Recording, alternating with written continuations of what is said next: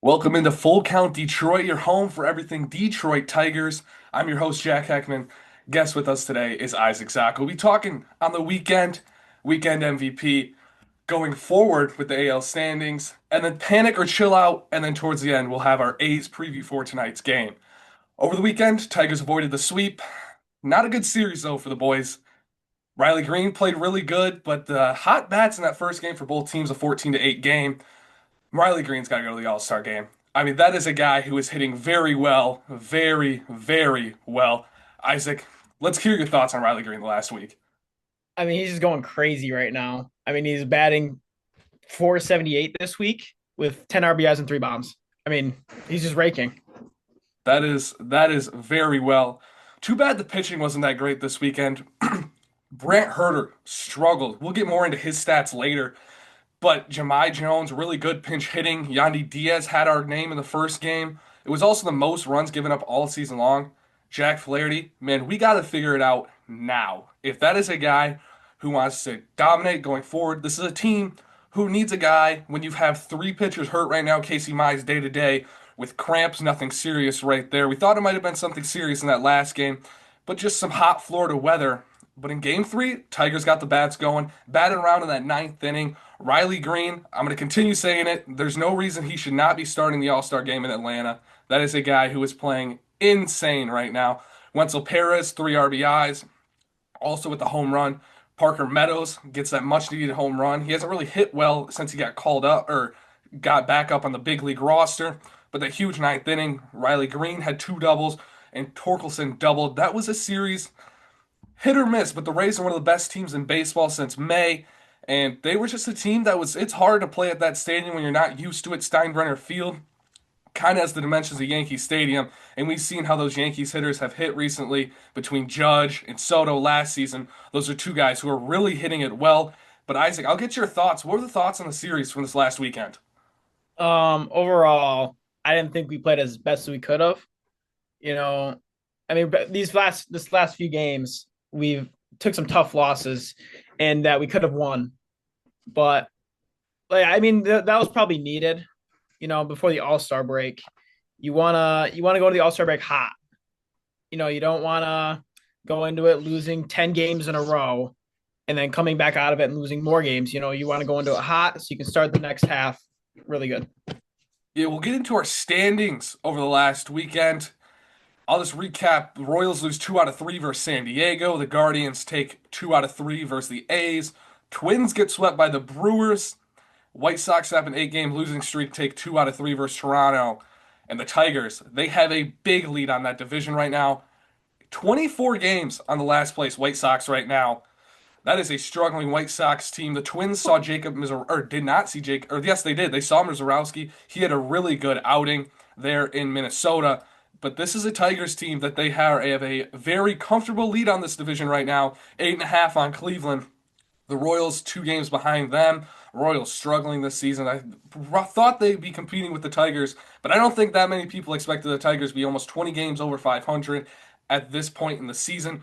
We're just 3 weeks away from the All-Star game, and the Tigers have the best record in baseball. Haven't said that in a very long time. This team is on pace for over 100 wins. The last time they had 100 wins was in 1984. Yeah, I think they won the World Series that year. If That you was know, a you know. really good team. But we'll switch it over to our panic or chill out segment. Trey Sweeney. That's the first guy we'll talk about. I'm full board on send him down. You might have a different opinion wherever you're listening from, but -4 defensive runs saved. He came up as a fielding first type of guy, but I just don't see it. Only batting 200 with a 69 OPS plus and a .593 OPS. He needs more time in AAA. I'll get your opinion on this, Isaac. What are you thinking on Trey Sweeney right now? When I went and watched some games earlier this year, he was really good defensively. I mean, a ground ball is automatic. I didn't have to worry about it. You know, but hitting wise, I agree with you. Not hitting the greatest. Yeah, there's not really. You can be a defensive guy and still suck at hitting. Like we can go back to Iglesias, plays on the Padres now. He's a defensive type of guy. He doesn't hit very well. He's there for the field. I don't know how I feel about just the fielding guy. You know, you need somebody in the lineup that can hit. If you have a pitching staff who is struggling right now, you need as many runs as possible to win games. Right, most definitely. I mean, it's heavy on that feeling first type of guy. There's only a few positions where you can really have that feeling first type of guy, and catcher's one of them. Tigers are very lucky to have a great fielding catcher and a great hitting catcher. There's another guy out in Seattle right now. I know you're big into him. Cal Raleigh crushing home runs for the Mariners. He had a couple over the weekend. But I'll move it on to Brant Herter. Had a rough weekend against the Rays. We talked about it. A lot of earned runs recently. The last 7 days have not been his greatest 7 days. To be honest, the whole month really hasn't been that great. A 5.4 ERA. That is a rough, rough pitching segment for the guy who's supposed to be this opener in a dominant pitching chaos. Right now, pitching chaos, not something that's going very well for the Tigers. You got to get those guys in. And we'll talk more on the trade part and who should be brought in tomorrow with our trade deadline talk Tuesday. But I'll get you go back to you, Brant Herter. Not great. Had a good May, had a good April, June, the hot months. We're not even to the dog days yet, and he is struggling here on June 24th. What are your thoughts on Brant Herter? I'm not a fan right now. As you said, he was really good earlier in the year, but right now he's just not cutting it for the Tigers. I mean, yet again, you have a struggling pitching staff. You need guys to step up. You cannot have the same guys struggling and keep adding to that list.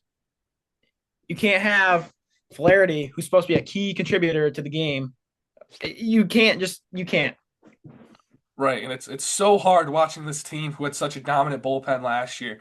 Talking between Flaherty, or not Flaherty, I should say, Foley was so dominant last year Mm-hmm. towards the end of that year. Clutch guy, you could count on him in the bullpen, and I think the Tigers have that between Tommy Kahnle and Will Vest right now. But you've seen Bo Brisky get sent down. You've seen a lot of guys come and go between Tyler Owens, Chase Lees, who's been really good sidearm pitcher, and a couple other guys who have came up and gone. This is a Tigers bullpen that I think has one of is the most versatile and one of the most useful bullpens in the entire MLB. They have a bullpen that you can use and it's going to be beautiful. And then you come in the month of June and it has not been beautiful the last couple days. This has been I think it's just a rough patch in Tigers baseball. And I think a lot of teams always go through this. We saw it with the Dodgers a couple weeks back where it's like, man, the Dodgers are paying all these guys tons and tons of money. And this team is not as good as people expected. But I mean, the Tigers, you could go out and say it's the power of friendship in Detroit. This is a team right now that's sitting very good, but that's a bullpen got to get improved on. And pitching wise, Jack Flaherty, not been great at all. It's been very rough. He needs to pick this up if he wants to be successful. I mean, it's just the game of baseball. You're gonna have these rough weeks. You're gonna have a rough couple days, but like a rough month, that's stretching it. That's getting sent down is having a rough month. You cannot have 4 outings, 3 outings where you just give up so many runs, so many hits. The offense can only do so much in baseball. It's hard to hit a 90-mile-an-hour fastball that's tailing into you. It's hard to hit a 75-mile-an-hour curveball when the guy's throwing 102. It Offense can only do so much. Yeah, I think you said it beautifully. And this is a Detroit Tigers offense, 2, 3 weeks ago around that Cincinnati series. Wasn't very great towards the end. And that's when we saw Flaherty this really start to. I think if it keeps happening, we saw the 11 runs the Tigers allowed in total. He allowed 7 of those, and then allowing 8 runs versus the Rays, 15 in the last 2 outings, a 4.83 ERA. That's just can't happen when you're a guy who has a 2 year, $35 million contract in the city of Detroit. This is a sports city that is on the uprise, and this is a fans that are going to be very happy if you perform, and that's something Jack Flaherty's not doing. I'll switch it over to a guy who is performing, the greatest pitcher on planet Earth right now, the most exciting pitcher on planet Earth right now, the best pitcher, the most fun, the best left-handed guy I think on Earth right now, aside of maybe Otani, Tariq Skubal. Tariq Skubal is about to win 2 Cy Youngs. He needs a contract. He's pitching tonight versus Luis Severino. I saw something today. Luis Severino, Zach, if you could guess his difference between his home ERA versus away ERA, 6.7 ERA. Is that home or away?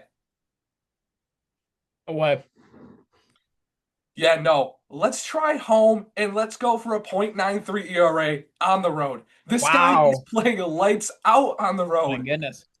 I mean, 4.42 ERA on the season. He's 2-7. Skubal with a 2.06 ERA, and he is 8-2.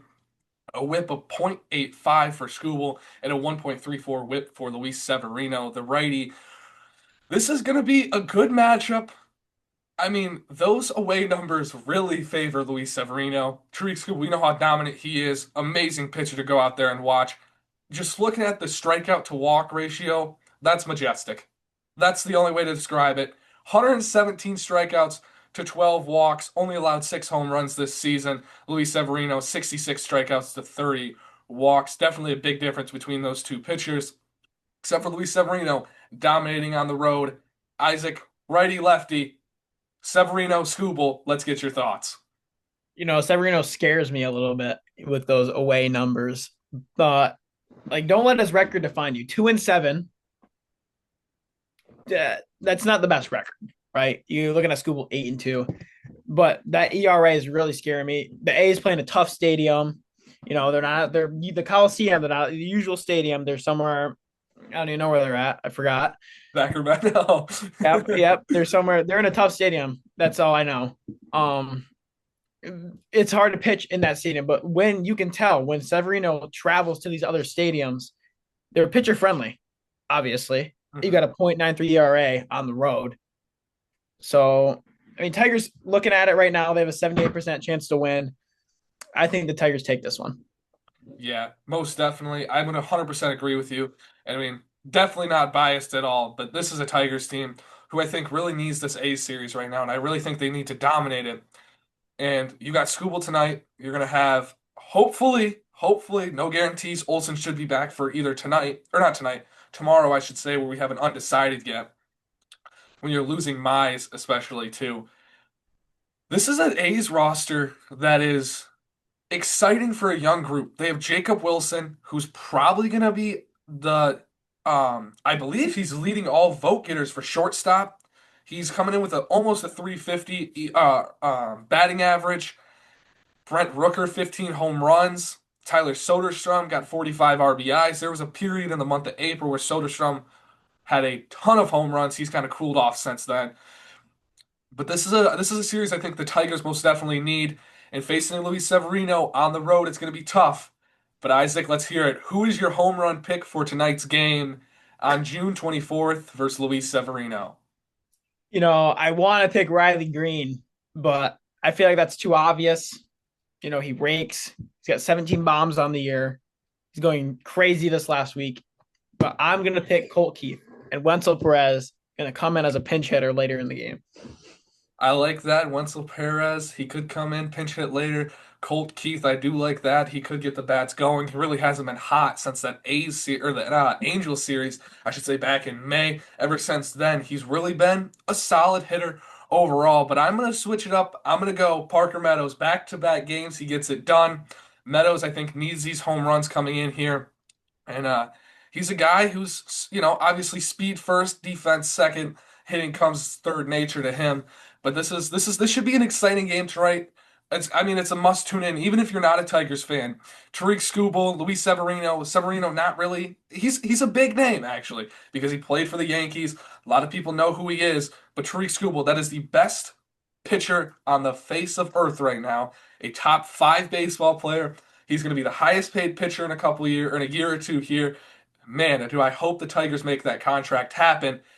But that does it for the very first episode of Full Count Detroit. We thank you all for listening and joining us on this Tuesday morning, afternoon, whenever you're listening. That does it. Thank you for listening. I'm Jack Heckman, and for Isaac Zacco, that was episode 1.